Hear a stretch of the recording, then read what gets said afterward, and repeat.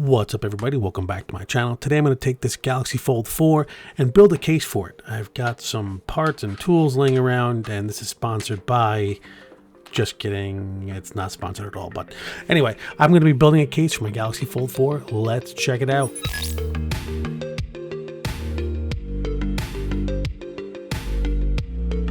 So I've got this Galaxy Fold 4 and it needs a case. So the first thing I'm going to do is clean it up. I got some isopropyl alcohol in a spray bottle. I'm going to clean this whole thing up, and I'm wearing gloves not because I'm tasteful or anything. I just want to keep the oils off of the phone itself so that when I peel the old stickers off and clean it up, I don't put anything on here that would stop the tape that I'm going to use from adhering to the phone. So I got to get in all the corners and really get in there and clean it up. I used a microfiber so that no lint would come off onto where the surfaces are going to adhere. And I got this double-sided tape from like Harbor Freight, I think it was. I don't remember.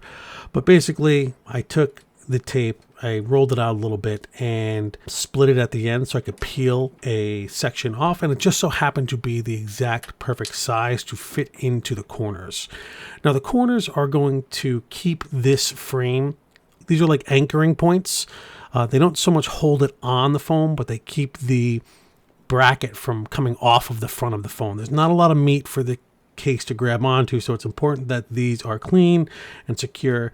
And when you're putting the tape in, make sure you don't cover any ports that are for like microphones or vents or anything like that, because it could impact your phone call quality, the sound of your speaker, or case from sticking to the phone itself. The next thing I did here was measure out a piece of tape that's roughly the length of the small side of this frame. Cut it, trim it, and what I ended up doing was just repeatedly ripping it until it got down to the size I needed it to be. So it rips pretty easily. Once you get a snip into one of the ends, it pretty much follows that line as long as you get it in there straight.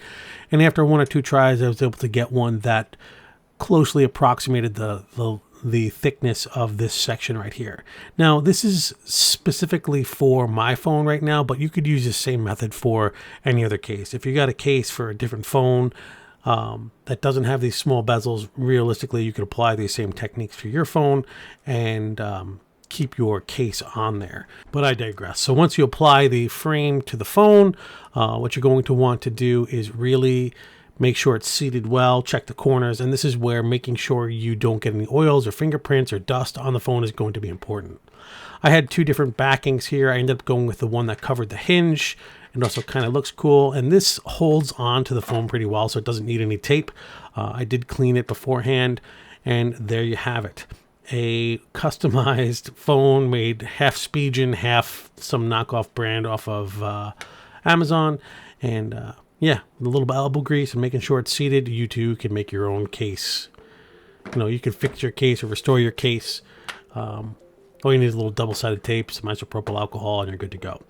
If you liked the video, hit that thumbs up. If not, the thumbs down works as well. And as always, I appreciate the subscription. Peace.